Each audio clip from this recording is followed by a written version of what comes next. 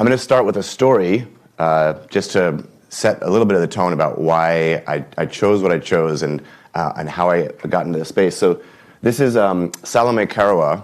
So she was a nursing assistant in Liberia in 2014 during that time, obviously, Ebola broke out across Western Africa.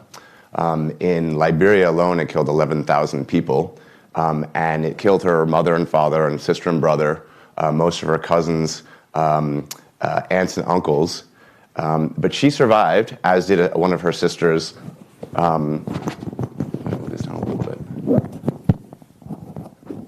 She survived, as did one of her sisters and her fiancé. And because of that, she was immune. So she returned to the MSF treatment center outside of Monrovia to care for patients because she could offer care that a lot of people couldn't. She could feed people, she could bathe people, she could care for people through physical touch when most of society had shunned them. She said that she had superpowers, and it was her honor and her duty to care for patients now that she'd been given this gift. Because of the work that she did and others during the Ebola epidemic, the Ebola fighters were named the Time Person of the Year in 2014. Salome died in 2017, 4 days following a cesarean section from complications from her delivery. And the fact that she could survive Ebola but die from these endemic health system failures is unsupportable. And so as I was fortunate enough to have been asked to develop a program to expand surgery or expand the opportunities in the surgical space through Wellcome LEAP. And I'm going to tell you a little bit about Wellcome LEAP just to set the stage. So Wellcome LEAP describes itself as an ARPA for health, so an advanced research programs agency. So it's modeled on DARPA, which is the Defense Advanced Research Programs Agency. In fact, the CEO of Wellcome LEAP, it was the former director of DARPA. And the way that it works is you aim for these breakthroughs in human health over, say, a 5 to 10-year timeline, but you're only given 3 years to create the breakthroughs. And the way that we set this up is through this kind of unconventional program that sets a time-bounded program of work, funding at scale, very ambitious program goals, and an empowered program director. And so I was given the opportunity to be empowered to develop programs that I thought might actually change the fundamental ways of thinking about and delivering surgical care. The other piece about it is it's not grants funding. It's called contracts-based funding. And what that allows is a lot of flexibility to adapt and for the program to evolve over the course of its time period. Because as we develop novel opportunities, we want to take advantage of those opportunities during that timeline. And we don't want to be stuck, bounded by just the things that people have thought about in the early phases and not take into account new breakthroughs or new technologies or new considerations over the course of the period. And so the program starts with this intensive creation of what's called an analytic framework. And the analytic framework kind of goes down and it forced me to kind of unwrap surgical care and understand where the fundamental bottlenecks for care are. And these bottlenecks, I would say, are not obviously just germane to low resource settings, right? We have bottlenecks here in the United States and in Europe and other well-resourced countries. And so when I was thinking about it, I broke it down into these concepts of what does it take to deliver an operation. So the first is a patient has to decide to seek care. They have to be able to access care and afford care. The second is when they get to a treatment facility, they have to receive a diagnosis appropriately that identifies a surgical problem and then be directed to surgical capabilities. The third is that you have to receive care from a qualified surgeon in an operating room that is well-resourced and equipped to deliver the care for those kind of patients.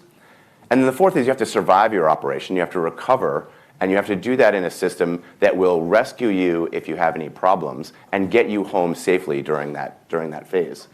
And I wanted to focus on two fundamental bottlenecks. I didn't feel like I could do anything about the affordability or the accessibility, but I felt like there was opportunities in the fundamental problem of there not being enough surgeons around the world just to meet basic needs, and also this concept of rescue care and this failure to rescue or capacity to rescue.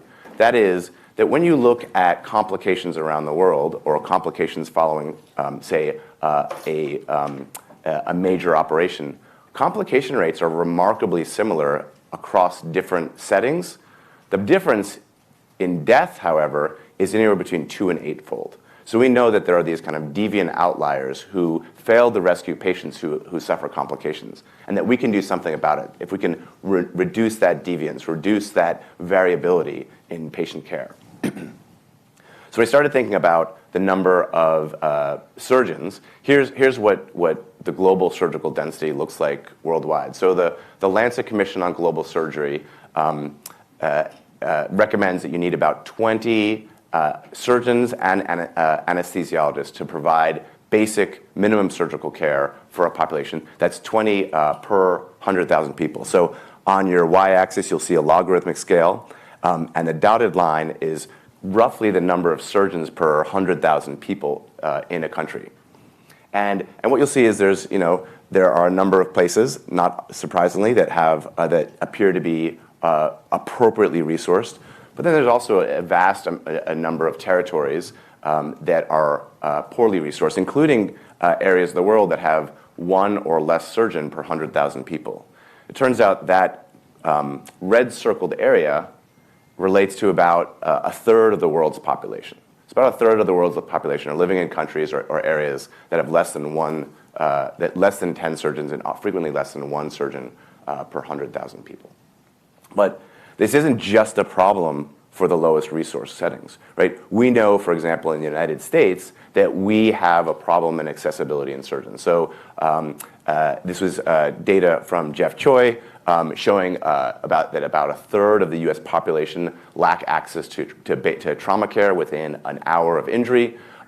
We know that surgeons only meet about 75% of the demanded needs in rural settings. And the AAMC and the American College of Surgeons estimate that that we'll be short about 16 to 30,000 surgeons by 2035 due to the aging out and the retirement of current surgeons and the poor pipeline of surgical trainees. And the problem fundamentally is that we are not training enough MDs and certainly not enough surgeons globally. So this is a chart of the training of medical doctors per 1,000 people for the past 3 decades. And what you'll see is that high-income countries have kind of been improving a little bit in terms of the number of physicians per 100,000 people. But most of the other countries, and particularly the poorest resource countries, are basically flatlined. And part of this growth in the highest income is actually a stealing of trained physicians from the lower resource settings. So we've got this brain drain and this pull away from areas that are probably have the most need for medical and surgical care. But fundamentally, those kind of curves are not going to solve our problem. And they're not going to solve our problem because, especially in surgery, because we fundamentally can't train enough surgeons doing what we do currently, right? So some of the problems that we encounter in surgical training is that experience is unpredictable. It's a 5-year residency program, in part just to give you time to get the breadth of experience you need. Skills really are unquantified. We don't do a good job of understanding and articulating and quantifying a trainee's skills, not just at a moment in time, but actually over the development of the training life cycle. Obviously, trainees require supervision, so somebody's got to supervise them. That's usually somebody senior, so you have to have enough of a cohort of senior people to actually oversee and train this next generation. And finally, certainly in the U.S. and in most of the well-developed parts of the world, surgeons have had to gone through a medical school curriculum. This is the same medical school curriculum that's been around for about 120 years, first established when the Merck manual was about this size. we're in a very different space now in medical education and in medical understanding, and yet our educational curriculum is really built around the same kind of curriculum that it was 120 years ago. So I talked about training, but training itself is not enough, because the other side of the coin is this issue of postoperative complications. And so if we train up surgical providers and we don't solve the postoperative complication problem, we're going to do a vast disservice to most healthcare settings in the world. We know that that surgery as a service is an incredibly opaque discipline, right? It's perhaps the most opaque that exists, right? We take patients and we sequester them away from their families, and then when we do our intervention, we put them to sleep. So in order for people to have trust in our system, they need to know that we're going to take care of them on the other end. And if patients see that everyone who has an operation dies at the other end, then they don't want to come for an operation, so they only show up to a health system when they're getting ready to die. And that's not really a good time to make an intervention. In fact, postoperative death is the third leading cause of death. These were some data from The Lancet a few years ago showing that following ischemic heart disease and stroke, postoperative death far exceeds many other kind of public health problems that lead to death. There are a little over 4 million deaths annually following an operation. Half are in low-income countries, even though only about 30% of the world's operations occur in those countries. And so in order to try and address some of these issues, I had to identify some kind of core piece. This is a massive problem and a monumental challenge. And so I had to figure out what could I do in 3 years with $50 million that would start to address these issues. And so I articulated 3 program goals. And some of them are a bit controversial, and that's okay, because I wanted to rethink kind of the fundamentals of surgery. So the first thing is, the first goal was to train the timeline it takes to train a surgeon by, say, 20%, or in the US, a full year. And I felt like we could do that through improved simulation, advanced training mechanisms that would allow the acquisition of surgical skills in a controlled, predictable way that was also quantifiable, so that we could quantify how surgeons were gaining skills and then prove that those quantified skill sets were actually deliverable and actually made a difference to patients. The second was the ability, or at least the ability to demonstrate the capability of training technicians or non-MDs to perform some basic and routine operations with equivalent outcomes to MD surgeons. And in particular, I focused on laparoscopy. And I focused on laparoscopy because of that. The fact that you've got an instrument that intervenes between a human and tissue, that laparoscopy allows for certain types of training modalities that are not very accessible for open techniques. And because laparoscopy, if you could get laparoscopy widely available, it would probably solve about 20 to 30% of this unmet need of the surgical burden. And then the third, of course, is to reduce postoperative complications and mortality by 50% or more through advanced sensing, monitoring, and pattern recognition strategies.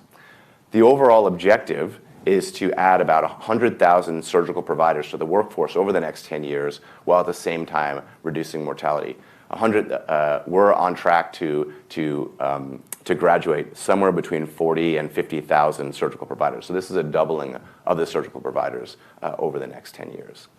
And in order to demonstrate that we could do something like this, I had to start thinking about what is the system demonstration. If I'm going to be very controversial and countercultural, and if I'm going to propose these kinds of ideas, then I need to demonstrate that these ideas have value and have merit. And so I tried to think, what kinds of things would I need to demonstrate in a systematic way the effect of this care or this program. So the first around skills and simulation, particularly for laparoscopy. We built out some teams that were building tissue mimics. So the ability to not use real tissue but use artificial tissues to help with simulation, enhanced haptic training of laparoscopy, and then the idea of gamifying some of the work that we do, particularly as it pertains to laparoscopic skills training.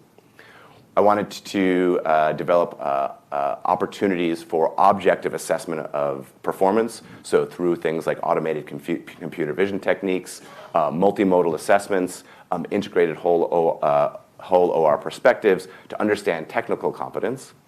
I wanted to identify teams that would be able to solve some of the equipment availability issues that are pervasive in many of the poorer settings, but that also frustrate ourselves when we plug in our laparoscope and actually don't have an image on the screen. How do we simplify and ensure that we've got this high reliability system every time we step up to the plate?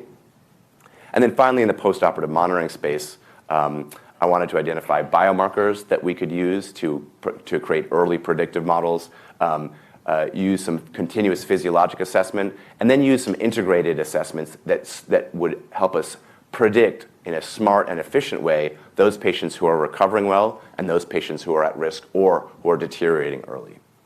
So the teams look like this. There are currently 11 teams that are still part of this program, and they fall into these kind of general categories of accelerating skill acquisition, objective performance assessment, improved patient monitoring, and ensuring equipment availability. The teams so there's about 200 plus researchers from 16 different countries across 21 time zones. So it's a fair amount of effort to keep these teams coordinated. The other really important part about a team like this is the collaboration. We have engineers, biostatisticians, chemists, public health professionals, surgeons, nurses, gamers, all part of this large collaborative who are working towards the common goals of the SAVE program.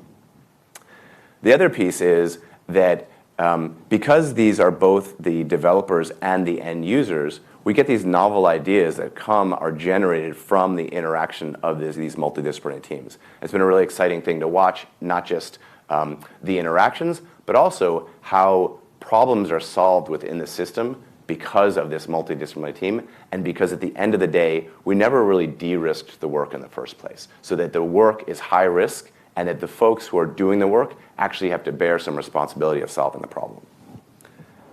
So I'm going to tell you another story. Anyone who's seen Gran Turismo will know this. So this is Jan Mardenberg. So Mardenborough is he's currently 24 years old. In 2011, he won the GT Academy. So this is an sim racing, and he got and doing sim racing, he got a contract for a motorsports contract with Nissan, having never done any racing in real life in the past. He was 20 years old at the time. He's now raced in Le Mans, the 24-hour race in Le Mans. He has placed on the podium in a number of the Formula 4 and a number of the Gran Turismo challenges.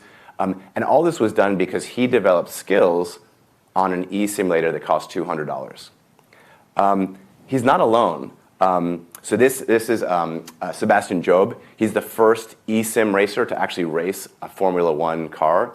So once again, he was signed by Oracle Red Bull after winning a competition in eSIM. And he had some interesting things to say. So he said, I went into eSIM racing because I knew I didn't have enough money to get into F1.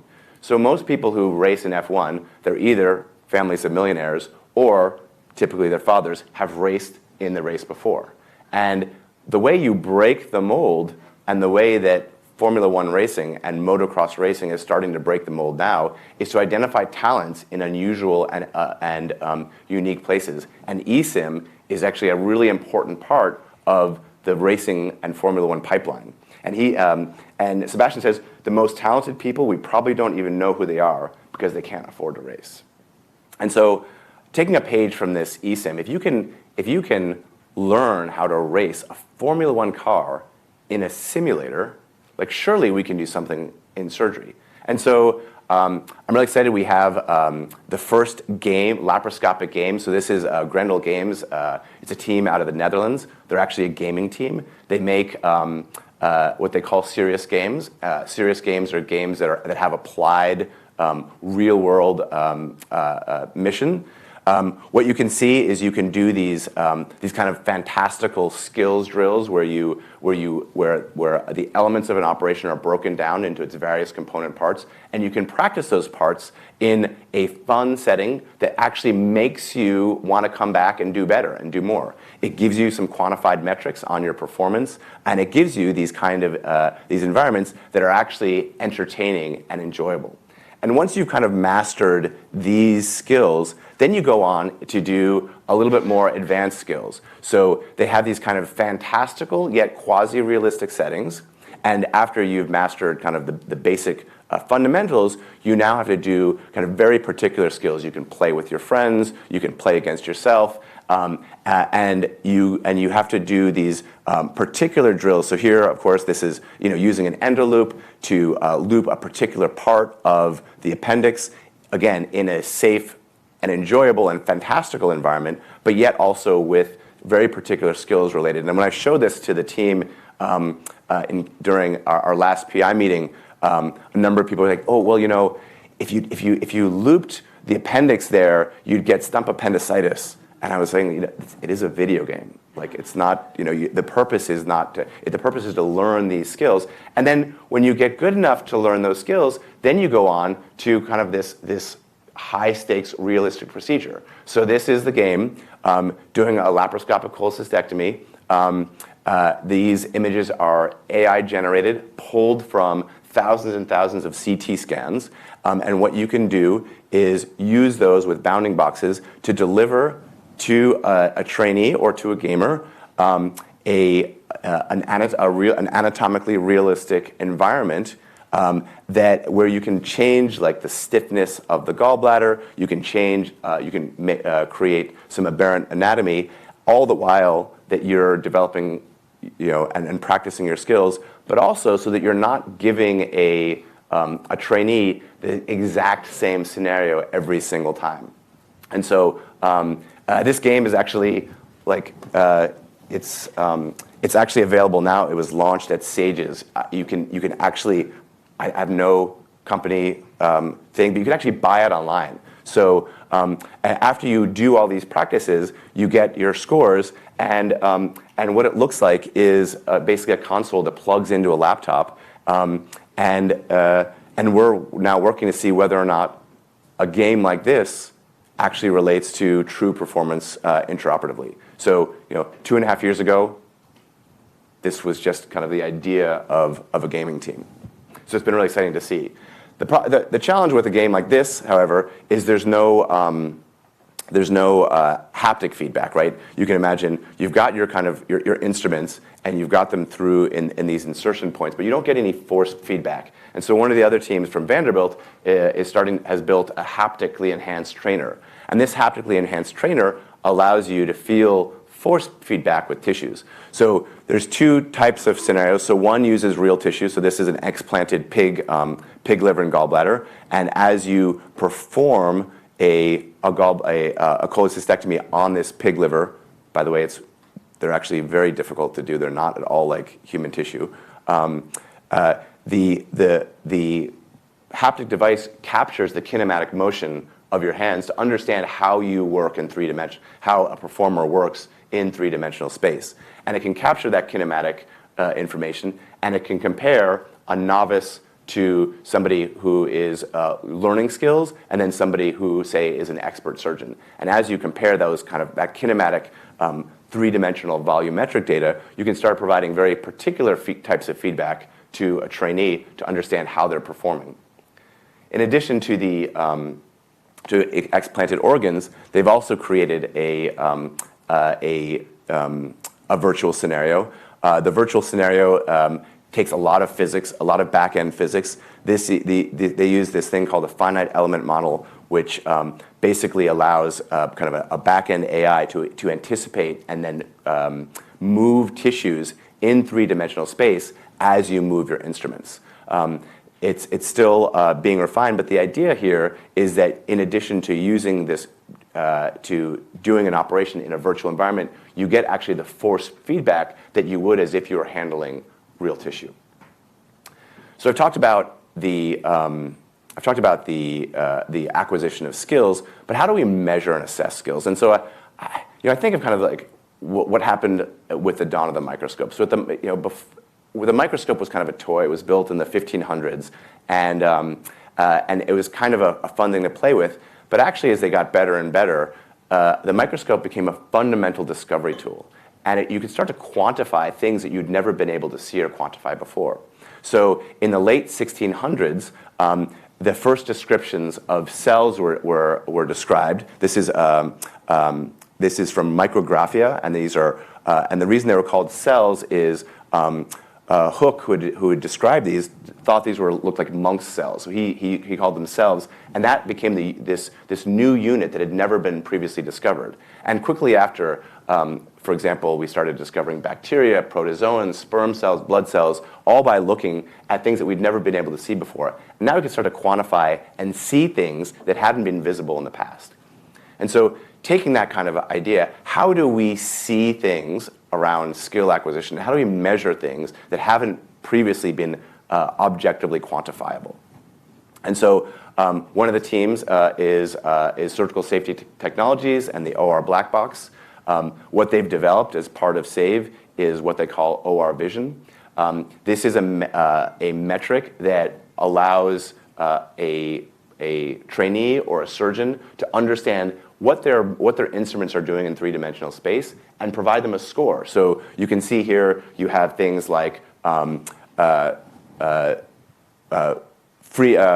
motor control, bimanual coordination, instrument motion, and it gives you very particular domains of feedback that then allow one to then make improvements on how they maneuver instruments in three-dimensional space.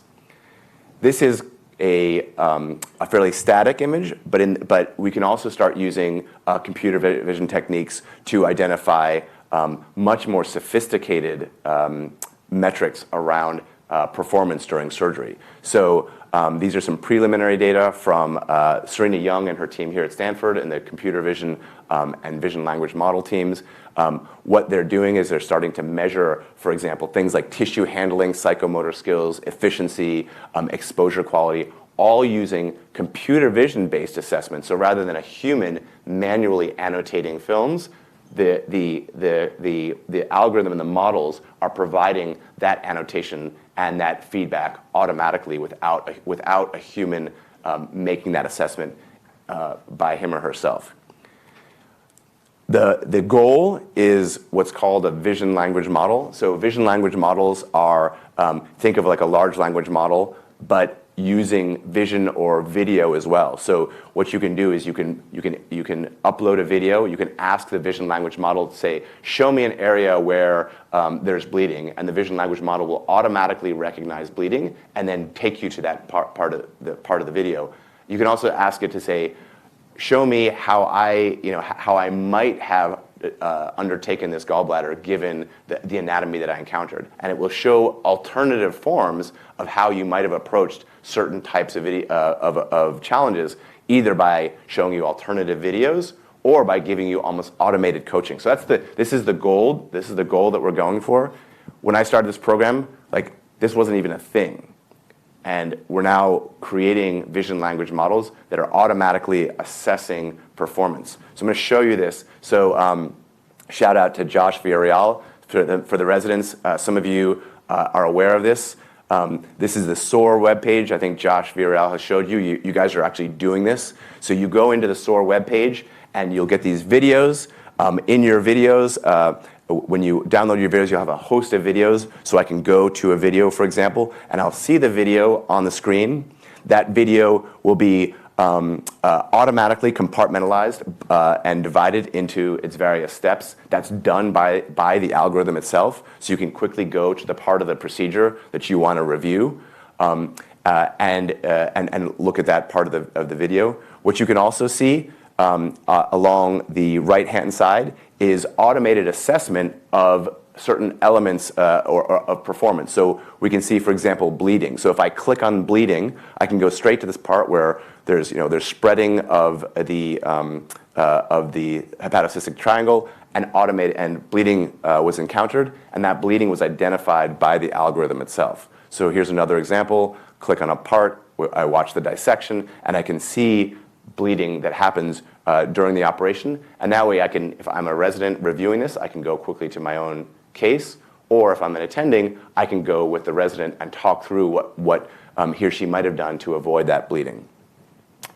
In addition, there are other metrics at the bottom of the page. So we have things like tool tracking metrics that we're still trying to define. We have things like these meta-competency metrics. These are metrics around progress during the case, tissue handling, exposure handling, dissection quality, and psychomotor skills, all of which help inform trainees or even practicing surgeons on how they might do better. Now, this is a fairly straightforward operation. You saw it was a 16-minute operation. This is my operation from last October, a little bit different type of case. So it took me an hour and 47 minutes, so a lot more inflammation. And you can see all the challenges and all of these points in time when we had problems during the case. So first of all, it's automatically divided into its various steps, so I can go immediately and quickly to the various steps of the operation. But I can also quickly click on something and see like an episode of bile spillage. Now in this case, this is bile spillage from needle aspiration, so it's not an unintentional spillage, but at the same time, the model itself has recognized bile spillage and moved me immediately to that area in the video to identify it. So I can go to another area of bleeding, obviously long video, so it takes some buffering time. But if I wanted to go to an area of bleeding, I can click on it. It will take me to that area. So we're doing some dissection here, and as we start dissecting out some of the tissue, it's pretty subtle, but there's a small area of bleeding underneath the sucker. That bleeding, again, automatically recognized by the algorithm. Same thing, we have metrics on the bottom. We have bleeding and bile spillage. We have tool tracking, and then we have meta-competency metrics. Again, those kind of progress during the case. You can see that I didn't progress very well. Tissue handling, exposure quality, et cetera. All automatically assessed by the algorithm. And you all are going to be working and engaging with this platform in the coming weeks. So now we have these automated video models, but the video alone is clearly not enough, right? We need some better feedback that's more holistic, particularly from trained surgical providers. And so the SIMPLE, the Society for Improving Medical and Professional Learning, is also one of the performer teams. And what we've asked them to do is building out some multi-source objective performance metrics that allow us to evaluate and understand proficiencies in performance. And so right now, what SIMPLE does really is this procedural proficiency based on the SIMPLE scores you get right now from your attendings or from a case.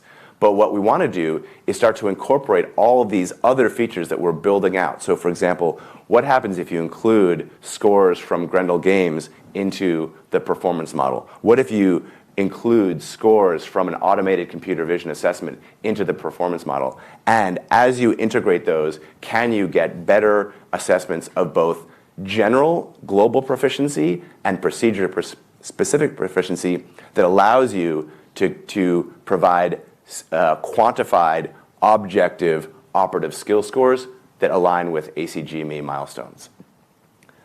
More interestingly is, can you, using a model like this, not just understand performance in real time currently, but can you predict performance on operations that people have never done before? And we believe that as we understand how people perform and their trajectory of performance, that we'll be able to predict performance on novel operations that are related to, but perhaps a little bit more advanced from the cases that those trainees have undertaken. This is kind of what the dashboard looks like.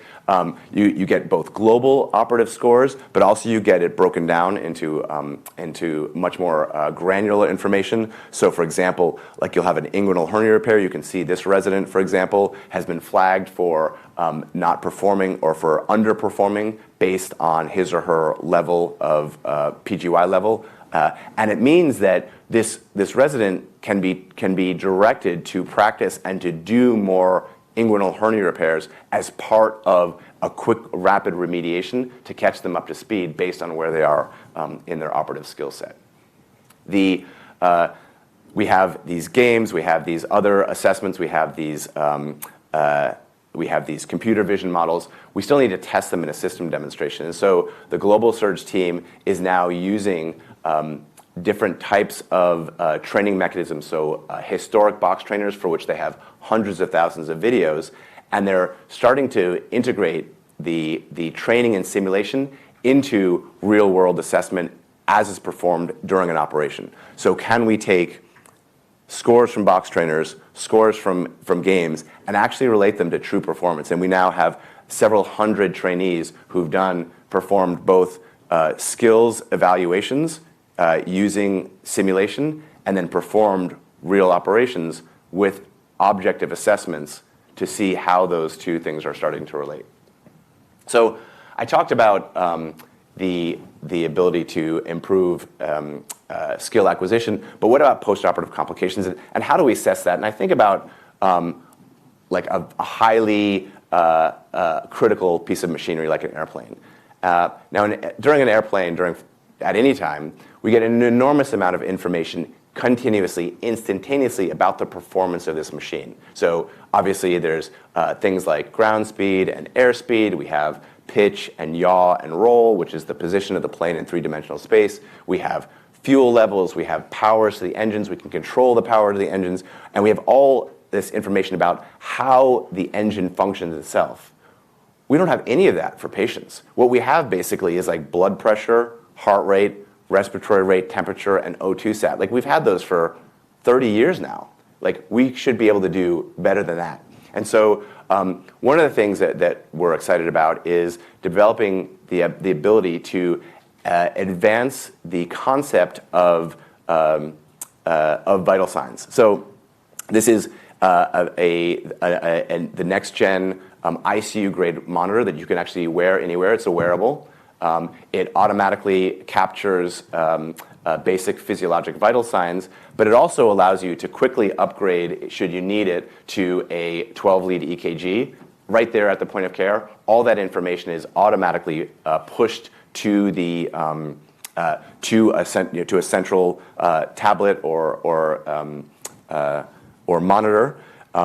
What it also does is it starts doing some back-end calculations about the performance of the machine, about the performance of an individual. So it starts to relate and integrate all of these various inputs, physiologic inputs, so that you can start assessing how those physiologic inputs are actually impacting the patient, how well the patient's recovering, or whether there are signals of deterioration that you can pick up very, very early. Things that we don't measure, but probably have some meaningful impact or indication of a patient's recovery or not. Things like the return to resting heart rate after they get up, things like beat-to-beat variability, things like subtle changes to their respiratory, for their breath sounds that might indicate early deconditioning or early problems that we don't pick up as clinicians because we're either not able to measure those kind of things or only measuring things intermittently. And so here's an example. This is an example of some of the studies that we're running right now. So this is the respiratory rate, what I'll show you here. So respiratory rate is on your y-axis, time is on your x-axis. The red squares are nursing assessments. So these are intermittent. This is a floor patient who went on to have an anastomotic leak following an esophagectomy. The red boxes are the nurse and how the nurse measured respiratory rate. The blue is how a continuous wearable is measuring respiratory rate. This is the National Early Warning Score in the UK. It's a mechanism for trigger, for calling the surgical team to come and evaluate the patient. And what you can see here is that the respiratory rate is highly variable, but that variability is only captured intermittently by a nurse when he or she is capturing information on an intermittent basis.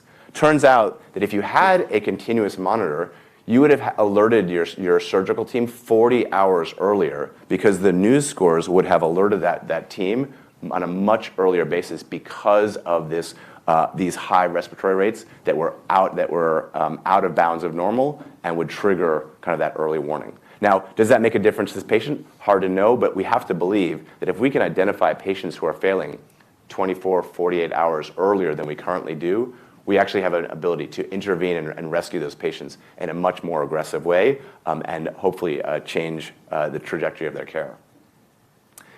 In addition to physiologic vital signs, we also have all these biomarkers that we are currently unable to measure. And so what if we could measure biomarkers continuously in real time, all the time?